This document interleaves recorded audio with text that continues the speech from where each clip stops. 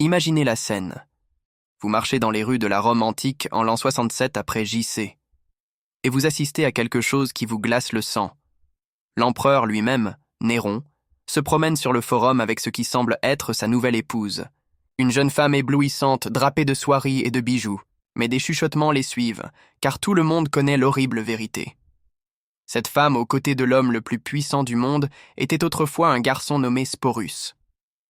Ce que Néron lui a fait subir représente l'un des actes d'abus psychologiques et physiques les plus troublants de l'histoire documentée. Avant de plonger dans ces histoires oubliées de survie et de souffrance, si vous aimez découvrir les vérités cachées de l'histoire, pensez à cliquer sur le bouton « J'aime » et à vous abonner pour plus de contenu de ce type. Et s'il vous plaît, commentez ci-dessous pour me dire d'où vous écoutez. Je trouve incroyable que nous explorions ensemble ces histoires anciennes depuis différentes parties du monde, connectés à travers le temps et l'espace par notre curiosité partagée pour le passé. Ce que vous allez entendre n'est pas simplement une autre histoire d'excès romain. C'est l'histoire de la façon dont le pouvoir absolu peut transformer l'amour en obsession, le chagrin en folie, et un être humain en une poupée vivante, créée pour servir le fantasme tordu d'un seul homme. Le nom de Sporus ne vous est peut-être pas familier, mais son histoire vous hantera longtemps après avoir fini d'écouter. Commençons par l'homme qui allait devenir l'architecte de cette tragédie. Néron n'est pas né mauvais. En fait, le début de son règne était remarquablement prometteur. Lorsqu'il monta sur le trône à seulement 16 ans, de nombreux Romains crurent assister à l'aube d'un âge d'or. Il réduisit les impôts, finança des divertissements publics et se produisit, même dans des productions théâtrales qui ravissaient le peuple. Mais le pouvoir absolu a tendance à corrompre même les âmes les plus prometteuses.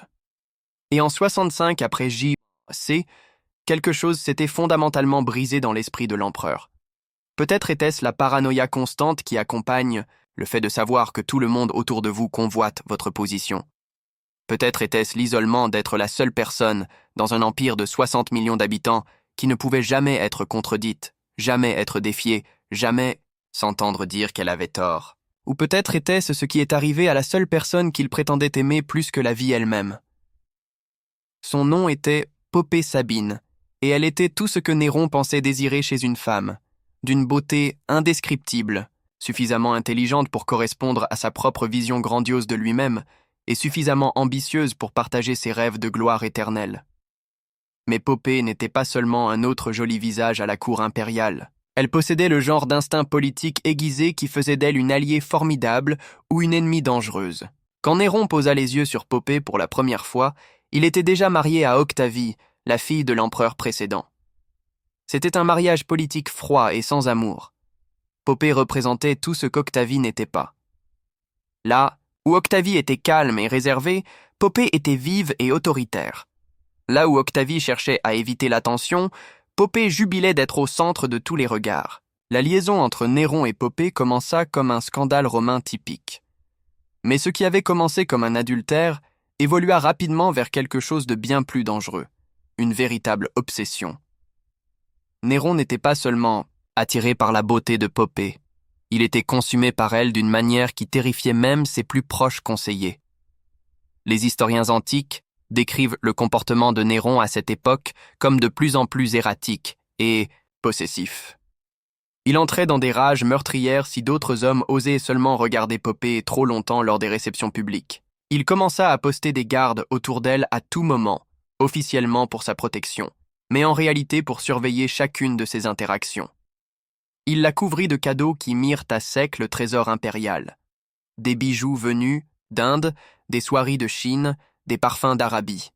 Mais peut-être plus révélateur encore, il commença à remodeler la réalité elle-même pour accommoder son obsession. D'abord, il divorça d'Octavie, une décision choquante qui lui aliéna de nombreux partisans. Puis, il annonça son intention d'épouser Poppée lors d'une cérémonie impériale complète. Le mariage fut un spectacle d'un luxe sans précédent, Néron ne regardant pas à la dépense pour démontrer sa dévotion, même le mariage ne pouvait satisfaire le besoin de Néron de posséder Poppée entièrement. Il commença à l'isoler de sa famille et de ses amis, l'entourant de gens qui devaient leur position entièrement à sa faveur. Il commanda des dizaines de portraits et de sculptures d'elle, non seulement pour l'affichage public, mais pour ses appartements privés, afin qu'ils puissent contempler son image même lorsqu'ils étaient séparés. Les sources antiques nous disent que Néron passait parfois des heures simplement à regarder Popée vaquer à ses occupations quotidiennes. Ce n'était pas de la dévotion romantique, c'était le comportement de quelqu'un qui avait confondu l'amour avec la propriété, qui voyait un autre être humain non pas comme une personne indépendante, mais comme un bel objet qui existait uniquement pour son plaisir. Popée, de son côté, semblait comprendre le jeu dangereux auquel elle jouait. Elle était suffisamment intelligente pour reconnaître que sa beauté et l'obsession de Néron lui donnaient un pouvoir sans précédent, mais aussi assez perspicace pour réaliser que ce pouvoir comportait d'énormes risques. Elle commença à utiliser son influence pour promouvoir les intérêts de sa famille, construisant un réseau de partisans qui la protégerait si l'affection de Néron venait à faiblir. Mais Popée avait un défaut fatal. Elle n'avait pas peur de tenir tête à Néron. Contrairement à tous les autres membres de la cour impériale qui avaient appris à anticiper les humeurs de l'empereur, Popée conservait son indépendance d'esprit. Elle se disputait avec lui au sujet de décisions politiques, critiquait ses ambitions artistiques et se moquait même de ses performances lorsqu'elle les jugeait médiocres. Les détails de ce qui s'est passé ce jour fatidique de 65 après J.C. varient selon l'historien antique que l'on croit, mais le résultat fut toujours le même. Au cours de ce qui commença comme une dispute conjugale typique, certaines sources disent, à propos du retour tardif de Néron des courses de chars, d'autres à propos de ses activités théâtrales, l'empereur perdit le contrôle d'une manière qui allait le hanter à jamais. Selon Tacite, la dispute s'envenima lorsque Popée osa critiquer les priorités de Néron, suggérant qu'il se souciait davantage de son image publique que de ses responsabilités d'époux et de père. Elle était enceinte à ce moment-là, portant ce qui aurait été leur deuxième enfant, et peut-être que le stress la rendait moins disposée à tolérer le comportement de plus en plus erratique de Néron. Ce qui s'est passé ensuite a été débattu par les historiens pendant des siècles, mais le consensus est que Néron, dans un accès de rage, aurait donné un coup de pied ou frappé sa femme enceinte avec une force si brutale qu'elle subit des blessures internes mortelles. Certaines sources suggèrent qu'il s'agissait d'un seul coup à l'abdomen. D'autres décrivent une attaque soutenue qui la laissa saignante et inconsciente sur le sol de marbre. Imaginez le moment où Néron réalisa ce qu'il avait fait. L'homme qui commandait 30 légions, qui pouvait faire exécuter n'importe qui d'un mot, qui était vénéré comme un dieu dans les provinces orientales, venait de détruire la seule chose qui comptait vraiment pour lui. La femme dont il avait été obsédé mourait à cause de sa propre violence incontrôlée. Les sources antiques décrivent la scène qui suivit comme l'une des plus pathétiques de l'histoire impériale. Néron se serait jeté sur le corps de Popée, tantôt implorant son pardon, tantôt lui ordonnant de vivre, comme si son autorité impériale s'étendait même sur la mort elle-même. Il convoqua les meilleurs médecins de Rome, leur offrant des fortunes pour lui sauver la vie, les menaçant de torture s'ils échouaient, mais il était trop tard. Popée mourut en quelques heures, emportant avec elle l'enfant à naître qui aurait pu être l'héritier de Néron. À cet instant, quelque chose de fondamental se brisa dans l'esprit de l'empereur. Le chagrin qui suivit ne fut pas seulement une dévastation émotionnelle, ce fut une rupture complète avec la réalité. Le deuil de Néron devint légendaire. Il refusa que le corps de Popée soit incinéré selon la coutume romaine, le faisant plutôt embaumer et placée dans un tombeau plus élaboré que ceux des empereurs précédents. Il la déclara divine, établit un culte en son honneur et passa des jours à parler à son cadavre comme si elle pouvait encore l'entendre. La cour impériale devait désormais naviguer sur un terrain encore plus périlleux. On attendait des courtisans qu'ils participent à la fiction selon laquelle Popée était en quelque sorte toujours vivante, parlant d'elle au présent et laissant son siège favori vide lors des banquets. Quiconque suggérait que l'empereur devrait passer à autre chose était immédiatement exilé ou pire. C'est à cette époque que Sporus entra pour la première fois dans le champ de vision de Néron, bien que le jeune homme n'ait eu aucune idée qu'il entrait dans un cauchemar.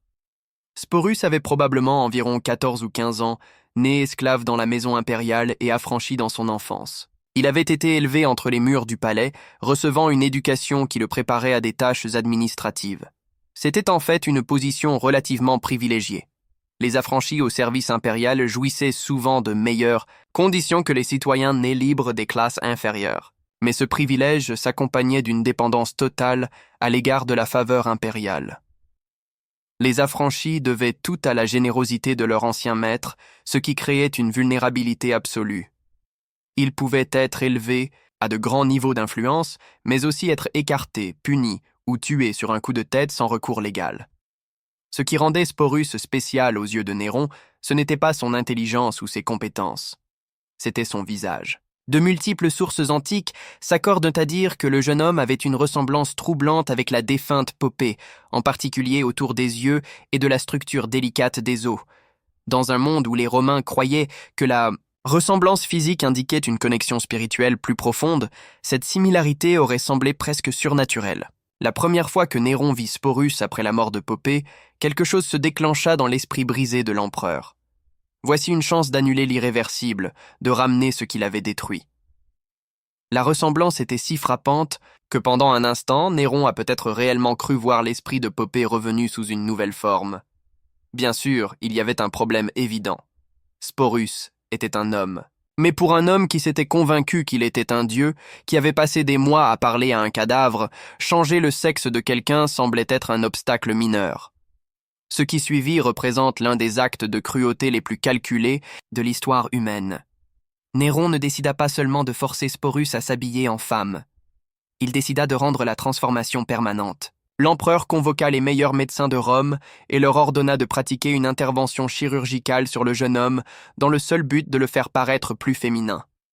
Ce n'était pas seulement une mutilation, c'était la destruction systématique de l'identité de Sporus en tant qu'être humain.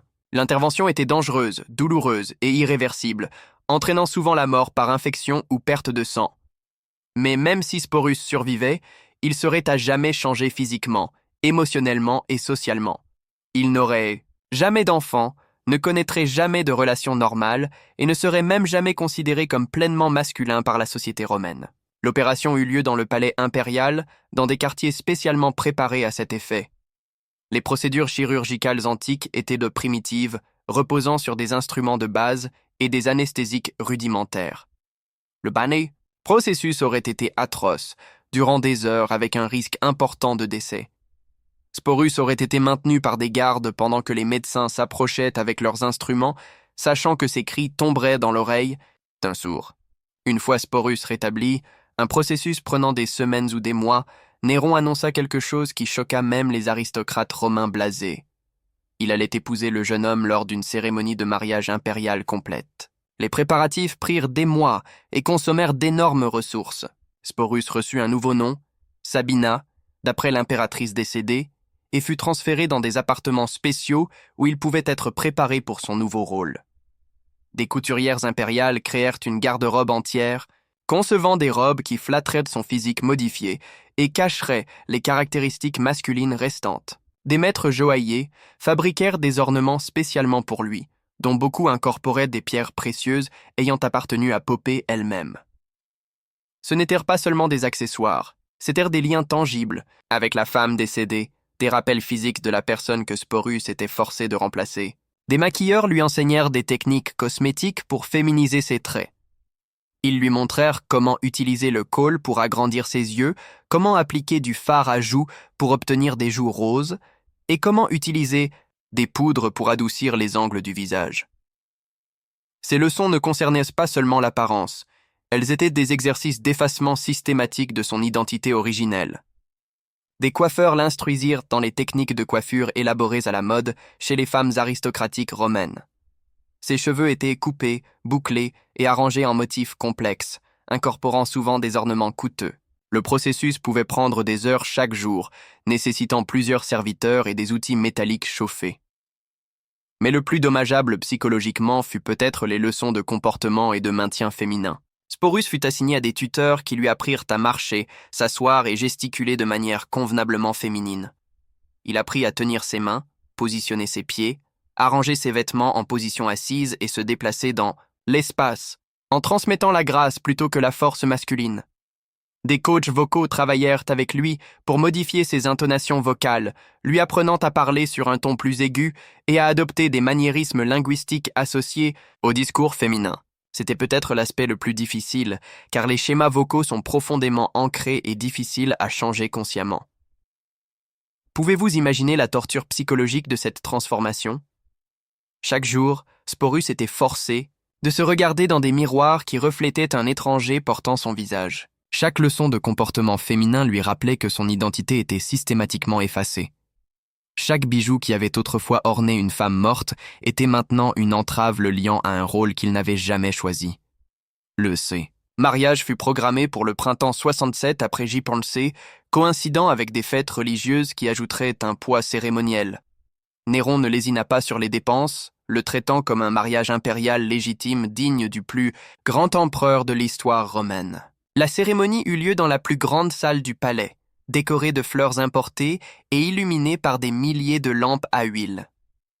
Des musiciens jouaient des chants de mariage traditionnels, tandis que des serviteurs offraient les meilleurs vins et mets délicats. Pour les observateurs extérieurs qui ne connaissaient pas toute l'histoire, cela aurait pu ressembler à un mariage impérial normal. Mais ceux qui savaient comprenaient qu'ils assistaient à quelque chose de sans précédent et de troublant. Voici l'homme le plus puissant du monde, épousant publiquement un adolescent chirurgicalement modifié, habillé comme sa femme décédée. La cérémonie comprenait tous les rituels romains traditionnels, échange de vœux, union des mains, partage du pain sacré et signature de documents légaux, rendant cette union officielle. Les invités jouèrent leur rôle avec des talents d'acteurs accomplis, offrant des félicitations et des cadeaux coûteux, tout en maintenant une joie appropriée. Mais l'atmosphère devait être lourde d'une horreur à peine dissimulée, de fascination et de l'énergie nerveuse qui découle de la participation à quelque chose de fondamentalement mauvais. Après le mariage, Néron traita Sporus exactement comme il l'aurait fait avec une impératrice légitime. Le jeune homme reçut son propre personnel de maison, des appartements dans le complexe palatial et des revenus du trésor impérial. Il avait sa propre litière pour voyager, des chevaux pour monter et une suite de partisans. Mais tout ce luxe apparent avait un prix terrible, l'effacement complet de son identité originelle et la performance constante d'un rôle psychologiquement dévastateur. On attendait de Sporus qu'il accompagne Néron aux fonctions publiques, s'asseye à côté de lui lors des dîners d'État et joue l'épouse dévouée dans toutes les interactions. Il ne s'agissait pas seulement d'apparence. Néron semblait véritablement croire qu'il avait réussi à ressusciter Popée. Il appelait Sporus par le nom de sa femme décédée, se remémorait des souvenirs partagés qui n'avaient jamais eu lieu, et attendait des réponses maintenant fiction élaborées. Pour Sporus, chaque jour devenait une performance à haut risque, où la moindre erreur pouvait signifier la mort. Il devait se souvenir non seulement de comment paraître et agir comme une femme, mais aussi de comment répondre comme s'il était Popée elle-même. Quand Néron mentionnait des événements de son précédent mariage, Sporus devait réagir comme s'il s'en souvenait personnellement. Les sources antiques décrivent Sporus comme devenant de plus en plus habile à cette tromperie, développant une capacité presque surnaturelle à anticiper les humeurs de Néron et à y répondre de manière appropriée. Mais elle note également qu'il devenait plus renfermé et mélancolique avec le temps, bien qu'il continuât à jouer parfaitement son rôle assigné en public. La tension psychologique est presque impossible à imaginer. Chaque matin, Sporus se réveillait dans des pièces décorées pour lui rappeler une femme morte qu'il n'avait jamais rencontrée. Chaque reflet dans le miroir ne ressemblait en rien à son apparence originelle. Chaque conversation exigeait de prétendre être quelqu'un d'autre, d'avoir des souvenirs et des expériences qui n'étaient pas les siens. Pendant plus de 2 ans, Sporus vécut cette existence bizarre. Mais son calvaire atteignit de nouveaux sommets lorsque Néron décida de faire une tournée en Grèce. L'empereur se prenait pour un artiste et était impatient de concourir dans les festivals grecs où il croyait que ses talents seraient correctement appréciés. Naturellement, Sporus l'accompagna, exhibé devant les dignitaires étrangers comme l'impératrice de Rome. Imaginez les aristocrates grecs essayant de comprendre leurs conquérants, voyageant avec un adolescent habillé en femme, exigeant que chacun traite cette fiction évidente comme une réalité. Mais en 68 après J.C., les excès de Néron avaient finalement poussé l'establishment romain trop loin. Des rébellions éclatèrent à travers l'Empire, menées par des gouverneurs, fatigués du comportement erratique de l'empereur et de sa négligence de la gouvernance. La garde prétorienne déclara son opposition au maintien de Néron au pouvoir, et le Sénat le condamna comme ennemi de l'État. Quand Néron s'enfuit finalement de Rome avec un petit groupe de partisans, Sporus était parmi eux. Même face à la mort, l'empereur ne pouvait laisser derrière lui son rappel vivant de Sporus. Ils se terrèrent dans une villa à l'extérieur de Rome, attendant soit le sauvetage, soit la capture. Tandis que Néron alternait entre des plans d'évasion grandioses et des préparations théâtrales pour son suicide, la nouvelle arriva que les ennemis se rapprochaient. Néron choisit finalement la mort plutôt que la capture. Mais son suicide laissa Sporus incroyablement vulnérable, en tant que l'un des symboles les plus visibles du règne de Néron. Il était à la fois un prix de valeur et un passif dangereux pour quiconque revendiquerait le pouvoir ensuite. Ce qui suivit fut peut-être encore plus tragique. Sporus devint un pion politique, passé d'un homme puissant à un autre comme une propriété de valeur. Réclamé d'abord par Nymphidius Sabinus, puis par Othon, puis par Vitellius, chacun le traitant un peu comme Néron l'avait fait, le gardant habillé en femme et l'appelant par le nom de Popée. C'est sous Vitellius que le cauchemar de Sporus atteignit son apogée. Le nouvel empereur décida de l'utiliser pour le divertissement public dans le Colisée, spécifiquement dans une reconstitution de scènes mythologiques impliquant violence et humiliation. Pour Sporus, cela représentait la dégradation ultime, être sexuellement humilié devant des milliers de personnes pour leur amusement. Plutôt que de se soumettre à cette humiliation finale, Sporus fit le seul choix qui lui appartenait vraiment, depuis des années.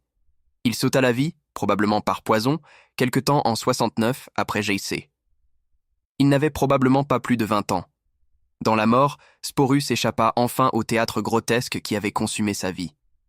Son histoire est devenue une mise en garde sur les dangers du pouvoir absolu et le coût humain des excès impériaux. Mais les historiens antiques semblaient moins intéressés par Sporus en tant que personne que comme symbole de la décadence impériale. Ce qui rend son histoire si obsédante, ce n'est pas seulement l'abus qu'il a enduré, mais la façon dont il a été systématiquement dépouillé de son identité et de son libre arbitre. À partir du moment où Néron décida qu'il ressemblait à Popée, Sporus cessa d'exister en tant qu'individu pour devenir à la place une toile pour les fantasmes tordus de l'empereur. Le fait que Sporus ait choisi la mort plutôt que l'humiliation, supplémentaire suggère que quelque part sous les couches de féminité forcée et de conditionnement impérial, une étincelle de son moi originel survivait. Son suicide fut à la fois une tragédie et un acte final de défi, un refus d'être dégradé davantage, même au prix de sa vie. Le plus tragique est peut-être que nous ne savons presque rien de qui était Sporus avant sa transformation. Quels étaient ses espoirs et ses rêves? Que voulait-il faire de sa vie? Tout cela fut effacé lorsqu'il devint la poupée vivante de Néron, remplacé par une performance si complète que son identité originelle disparut entièrement. Le garçon, qui fut forcé de devenir une impératrice, qui endura des années d'abus psychologiques et physiques, qui choisit finalement la mort plutôt que la dégradation continue. Son histoire mérite d'être rappelée non seulement comme une curiosité de la Rome antique, mais comme un témoignage à la fois de la cruauté humaine et de la résilience humaine. En choisissant sa propre mort, Sporus a récupéré la seule, chose qui lui avait été refusée tout au long de sa vie adulte, le pouvoir de faire son propre choix concernant son destin. Son histoire nous rappelle que derrière chaque récit historique de grandeur impériale, il y a des histoires humaines, individuelles de souffrance et de survie qui méritent notre attention et notre compassion, même à travers le vaste gouffre de 2000 ans.